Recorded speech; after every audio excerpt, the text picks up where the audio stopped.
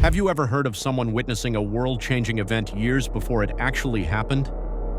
Imagine seeing a moment so shocking, so real, that when you try to tell others about it, no one believes you. Now picture living with that memory, only to see it come true over a decade later. That's exactly what happened to two men who claimed to witness the bombing of a German shipyard 11 years before it took place.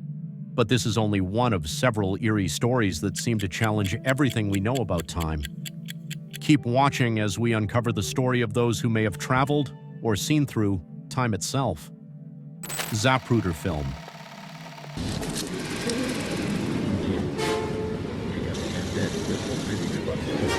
The second shot hits Kennedy in the throat from the front. Frame 225, the president emerging from behind the roadside. The third shot, frame 232, hits Kennedy in the back, pulling him downward and forward. The Zapruder film is one of the most examined pieces of footage in human history. It captures in a few seconds the assassination of President John F. Kennedy in Dallas, Texas, on November the 22nd, 1963. The film was shot by a Dallas dress manufacturer named Abraham Zapruder, who brought his Bell & Howell 8mm home movie camera to record the president's motorcade as it passed through Dealey Plaza. What he accidentally filmed became one of the most haunting and controversial documents ever created. But beyond its value as evidence, the Zapruder film has been surrounded by theories that connect it not just to conspiracy, but even to time travel. Some claim the footage itself might hold clues to manipulation of time, or that its strange history reveals moments where time itself seemed to bend. On that bright day in 1963, Zapruder stood on a concrete pedestal near the grassy knoll. He had a perfect view of the president's limousine as it turned onto Elm Street. His camera rolled for only about 26 seconds, recording 486 frames of silent color film. Those few seconds, however, would become the single most important record of the assassination.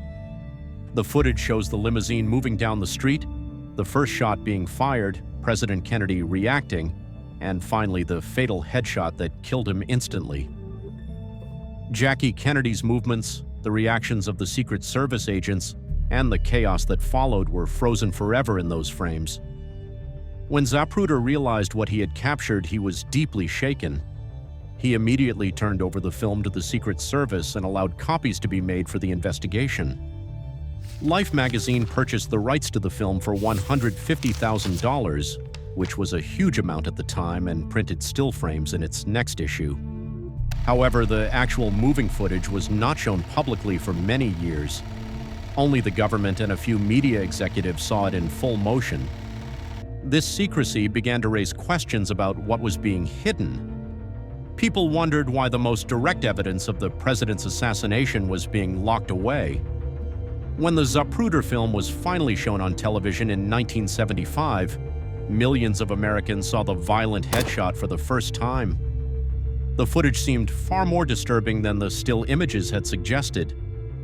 The sudden backward motion of Kennedy's head and the reaction of Jackie Kennedy climbing onto the trunk shocked viewers. The public began to question the official explanation that the shots came from behind, fired by Lee Harvey Oswald from the 6th floor of the Texas School Book Depository. Some viewers believed the backward motion indicated a shot from the front, possibly from the grassy knoll, which supported the idea of multiple shooters. This led to decades of debate about whether the Zapruder film itself might have been altered. Some film experts and researchers claimed that certain frames were missing or tampered with. Others argued that the film had been edited before Life magazine published it. There were reports that the original film had been sent to a secret government lab for processing, where it might have been copied or modified. Each of these claims added another layer to the mystery. The question became not just who killed Kennedy, but whether the film showing his death was authentic.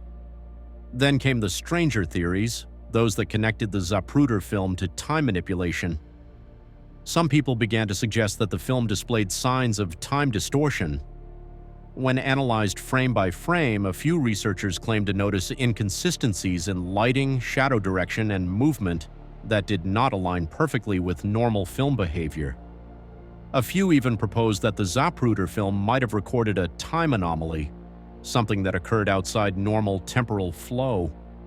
These claims were often dismissed by experts as the result of film degradation or camera wobble, but they persisted. In later years, theorists began linking the Zapruder film to time travel in a more direct way. The argument was that certain figures seen in the footage appeared out of place for 1963. One often discussed example is the so-called Umbrella Man. While the day was sunny, a man stood holding an open umbrella as the president's car passed by. Some have said this was a coded signal to shooters. But others speculated that he was something more unusual, perhaps an observer from another time. The man's calm posture and strange presence in an otherwise frantic scene led to endless speculation. Another figure often mentioned is the Babushka Lady, a woman who can be seen filming the assassination from an angle close to Zapruder's. She never came forward publicly, and her identity was never confirmed. The film she was supposedly shooting has never been found. This absence has led some people to suggest that she vanished, or that she was not from the present time at all. These theories are, of course, highly speculative, but they persist because of how little concrete evidence exists about her. The time travel theories grew stronger when some researchers began connecting the Zapruder film to reports from physicists and classified military projects in the 1950s and 60s. These reports described experiments involving electromagnetic fields and attempts to manipulate light and motion. Some conspiracy circles claim that the Zapruder film might have captured side effects of such experiments, distortions in reality that became visible only when slowed down frame by frame. In this sense, the film was said to be more than just a recording of an event, it was a recording of a disruption in time. Others connect the Zapruder film to alleged government time travel programs such as Project Pegasus, which supposedly took place decades later but was claimed to involve time-viewing technology. Supporters of these claims argue that high-level figures may have already known about Kennedy's assassination years before it occurred. They suggest that some individuals, possibly using early forms of time observation, might have gone back to witness the event firsthand, appearing briefly in the crowd before vanishing. These ideas remain unsupported by verifiable evidence, but they show how deeply the film has entered the realm of myth and mystery. There are also psychological explanations for the time travel connection. The Zapruder film feels uncanny because it allows viewers to relive a tragedy again and again. It captures a single instant of death in such detail that people feel as though they are traveling back to that moment every time they watch it. It is a time loop that replays endlessly, an unbreakable moment where history stands still. This emotional and psychological effect gives the film a quality that feels supernatural, even though it is not. People watching it can sense how fragile time is, how one instant can change everything forever. Witnessed 11 years before it happened. In 1932, journalist J. Bernard Hutton and photographer Joachim Brandt were assigned to cover a story about the Hamburg shipyard in Germany. The shipyard was one of the largest in Europe, a place that represented the industrial strength of the nation. The two men spent the day interviewing workers, taking photographs, and gathering notes for their feature. Everything seemed perfectly ordinary. The yard buzzed with the sound of metal being hammered and cranes lifting heavy parts of ships under construction. As the afternoon drew to a close, Hutton and Brandt began to pack their equipment. Just then, a deep rumble echoed across the sky. At first, they thought it might be thunder, but when they looked up, they froze. The sky was filled with dozens of aircraft flying in formation. The sound was deafening. Within seconds, explosions erupted across the shipyard. Anti-aircraft guns started firing, and the once calm industrial area turned into a battlefield. People screamed and ran for cover as the ground shook under the impact of bombs. Flames rose from nearby buildings and black smoke filled the air. The smell of burning oil and metal made it hard to breathe. Hutton shouted for Brandt to get down, and the two men sprinted toward a concrete shelter. The chaos was overwhelming. They could hear the whistling of bombs as they dropped closer and closer. Hutton saw a security guard nearby and yelled for help. The guard, his face pale and voice shaking, told them to leave the area immediately. They didn't need to be told twice. The two men ran to their car and sped away, the sound of explosions fading behind them. When they reached the main road, they finally stopped to catch their breath. But as they looked back toward the shipyard, something strange happened. The noise stopped. The smoke was gone. The sky was clear. The shipyard stood perfectly intact, as if nothing had happened. Confused and shaken, Hutton and Brandt returned to the main gate. Workers were going about their day as usual. There were no signs of damage, no fires, and no panic. When they told the guard what they had seen, he looked at them as if they had lost their minds. Hutton insisted that they had just survived an air raid, but no one believed them. Back at their office, they developed the photographs Brandt had taken during the attack. The pictures showed no flames, no smoke, only peaceful scenes of workers and ships under construction. Their editor laughed and said they must have been imagining things or had too much to drink. Despite the disbelief, Hutton and Brandt couldn't shake what they had experienced. They knew what they saw, and it felt real in every possible way. For years, both men kept the strange incident to themselves. Life went on, and the world changed. By 1939, Germany was at war. The same shipyards that had once built commercial vessels were now producing warships. Then, in 1943, Hutton, who had fled Germany and was now living in London, opened a newspaper. The headline caught his attention immediately: Royal Air Force bombs Hamburg shipyard.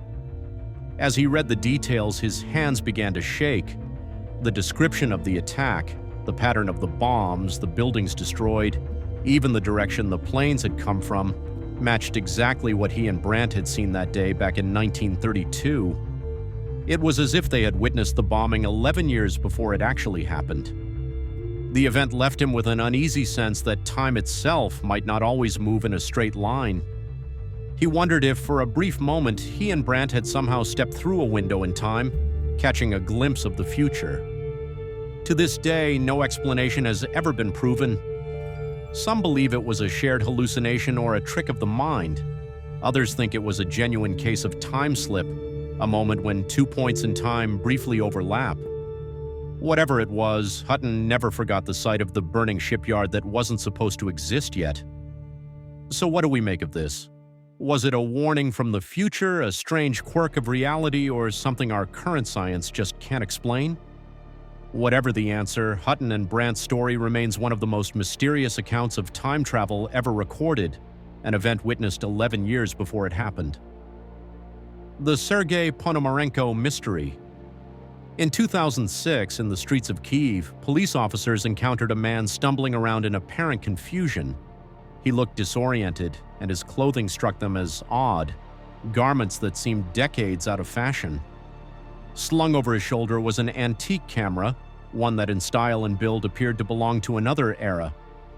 When asked who he was and how he got there, the man claimed his name was Sergei Ponomarenko and that he came from the past. He told the officer that he had been photographing a strange object in the sky, something like a UFO, and at that moment he was flung forward in time, arriving in 2006. The claim sounded insane, and when the policeman requested identification, Sergei handed over an identity card from the Soviet era, an ID that by then had been defunct for decades. The card bore his name, Sergei Ponomarenko, and details consistent with the Soviet past. Not knowing what to make of him, the officer escorted Sergei to a psychiatric hospital in Kyiv. There he was placed under study, and the psychologist handling the case, Dr. Parlo Kudrov, began interviewing him to try to uncover who he really was. During the interviews, Sergei said he was born in Kyiv on June 16, 1932. He insisted that in his own time he was 25 years old, and that is how he looked. But by 2006, he should have been in his 70s or older. When pressed for how he had arrived in 2006, he repeated the strange story. He had gone for a walk, saw a peculiar object in the sky, raised his camera to take a shot, and in that instant he was transported forward in time.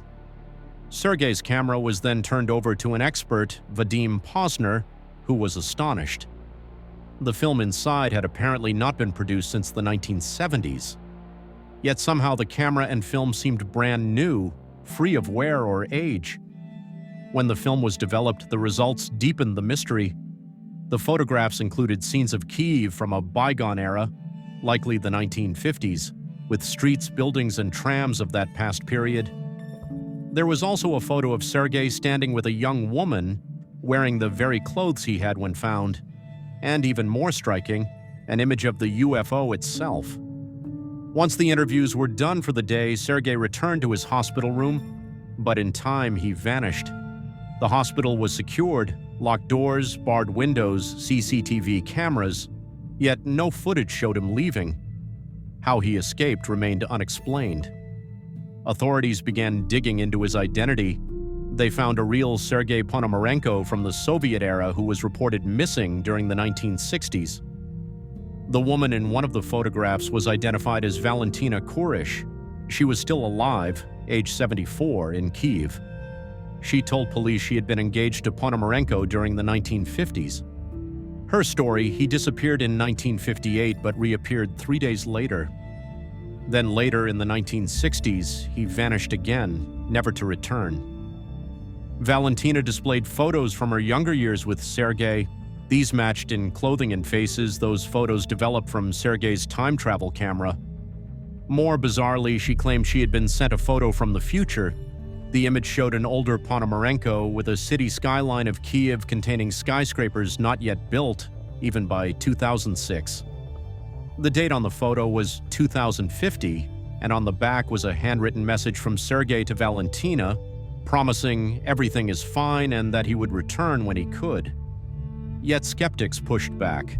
Photo experts declared many of the images to be forgeries. No verifiable record could confirm the existence of Sergei, Valentina, Dr. Kudrov, or Vadim Posner. The original negatives and files were lost or missing. Further probing turned up a curious fact.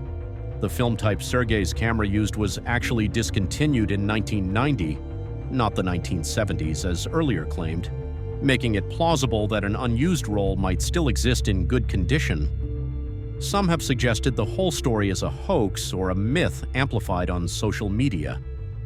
The strange story of Yar Vorin. In 1850, villagers near Frankfurt, Germany, discovered a man wandering aimlessly near the small town of Frankfurt an der Oder. He seemed lost, weak, and confused. The man spoke in broken German but clearly wasn't a local. His manner was polite yet distant, as if he didn't fully understand where or even when he was. When he was taken to the burgomaster for questioning, the man introduced himself as Yar Vorin. His accent was unlike any the locals had heard before. He struggled with many German words but said he understood enough to communicate. When asked where he came from, he calmly replied that he was from a country called Laxaria, located in a part of the world he called Sakria. The officials were puzzled. No such places appeared on any known map. When shown a globe and asked to identify his homeland, Vorin became frustrated. He pointed vaguely to regions far beyond Europe but admitted that none matched what he remembered. He claimed his world had 5 major regions: Afla, Asla, Upla, Sakria, and Aflar, names no one recognized. Vorin's story grew stranger. He said he was a Christian and a student of the religion of Espa. He had come to Europe searching for his long-lost brother who had disappeared years earlier. According to him, his journey involved crossing vast oceans before his ship was wrecked, leaving him stranded in a land entirely foreign to him. As he was questioned further, it became clear that while he could understand simple German, his written language was entirely different. He wrote in 2 languages he called Aryan and Abramian, neither of which matched any known linguistic system. Scholars tried to identify the script but found it incomprehensible, neither resembling Latin nor any other known alphabet. The authorities, baffled and unsure whether he was mad or truthful, sent him to Berlin, where academics and scientists might study him. Unfortunately, little documentation of his life afterward exists. According to reports, he was examined by several learned men but offered no further proof of Laxaria's existence. Some believed Yar Vorin was delusional or suffering from head trauma after a shipwreck. Others entertained the idea that he was a traveler from a parallel world or another dimension, one whose geography overlapped but did not match our Earth. The story of Jarvorin was first recorded by John Timms in his Yearbook of Facts in Science and Art, 1852. The book was known for its careful reporting of curious yet factual cases, which lent some credibility to Voron's account. Yet after his transfer to Berlin, he vanished from record. There is no known date of his death or trace of his fate. Even today, his story remains one of the earliest accounts of a man from another world.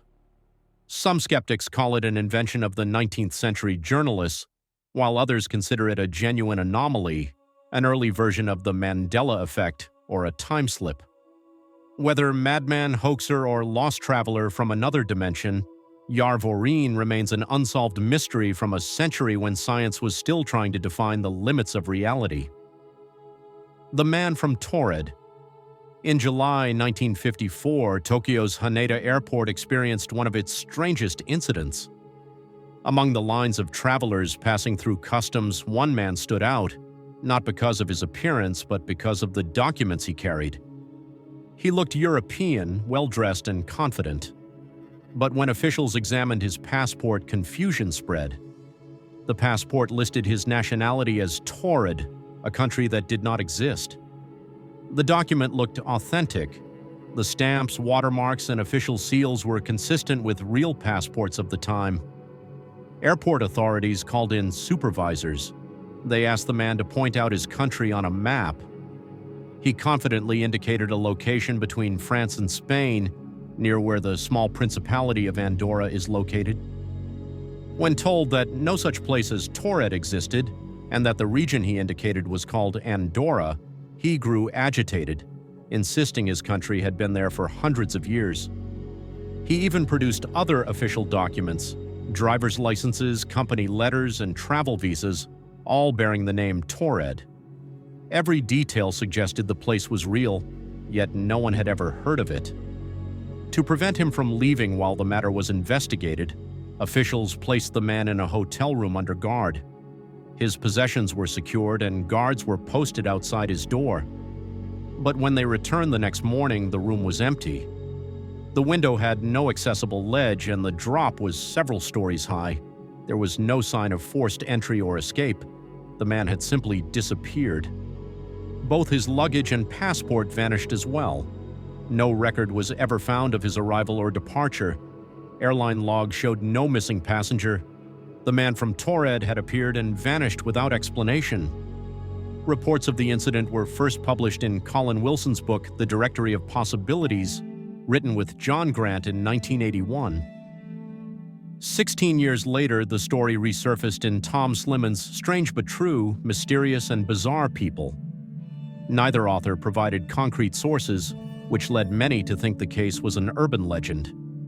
Still, believers argue that the man from Taured was a traveler from a parallel timeline, a world similar to ours but with small differences such as the name of his country.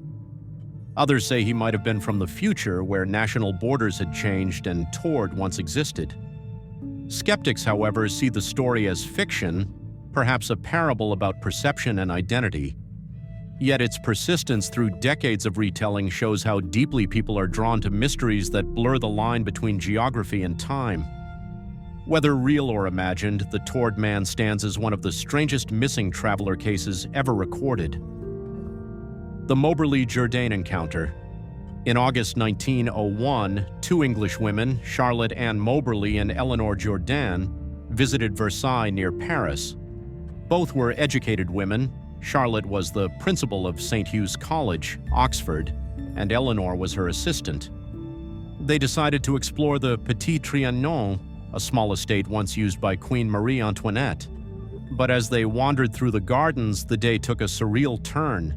The air felt suddenly heavy and quiet, as if sound itself had vanished. The sunlight dimmed unnaturally. Charlotte saw a woman shaking a white cloth from a window. Eleanor noticed an old farmhouse with a broken plow outside and men in long green coats with tricorn hats, clothing from another century. They saw a pavilion with a man seated nearby whose face, Charlotte said, was evil and pitted. like a wax figure brought to life. Then a tall man appeared, dark-haired and calm, who directed them toward a small bridge. On the other side, Charlotte saw a woman sketching. Her gown was of fine silk, and her hat wide-brimmed with ribbons. Later, Charlotte would identify her as Marie Antoinette. Moments later, the atmosphere lifted, the strange figures vanished, and the two women found themselves back among ordinary tourists. A week later, they compared their experiences and found them identical. They began to believe they had somehow slipped back in time, witnessing a scene from 1789, just before the French Revolution. In 1911, they published an adventure under pseudonyms, describing the event in careful detail. Critics dismissed it as imagination or suggestion, but psychical researchers called it a genuine time slip. Moberly and Jourdain never wavered in their belief. They maintained that for those few minutes, Versailles had returned to the 18th century, and they had stepped into it. To this day, their story remains one of the most famous alleged time travel events ever documented. The case of John Titor. On November 2, 2000, a user calling himself Time Traveler Zero began posting on an online forum known as the Time Travel Institute. He discussed physics, wormholes, and how time travel could work. By January 2001, he introduced himself as John Titor, claiming to be a soldier from the year 2036. Titor wrote that he was sent back to 1975 to retrieve an IBM 5100 computer, which his time needed to debug legacy systems still running in 2036. He said his grandfather had helped design the original 5100, which was why he was chosen. Stopping in 2000, he claimed, was a personal decision to visit family and recover lost photographs before a coming civil war. He described his time machine in detail, a C-204 time displacement unit powered by twin singularities installed in a 1966 Chevrolet Corvette. He posted diagrams, technical explanations, and even photos. He warned users of future dangers, disease outbreaks, political division, and a coming U.S. Civil War that would erupt in 2005, followed by a short but devastating World War III in 2015. None of his dates proved accurate, but some of his statements about government surveillance, social division, and AI development have been compared to real-world events that came later. Titor vanished from the internet in March 2001, leaving behind no verifiable identity. Investigators and journalists have tried to trace his posts, suspecting they may have been the work of a group or a writer promoting a hoax. Yet for many who read his messages, John Titor remains a haunting figure, a mysterious messenger from a possible future that almost was. So thanks for watching this video, and we will see you in the next video.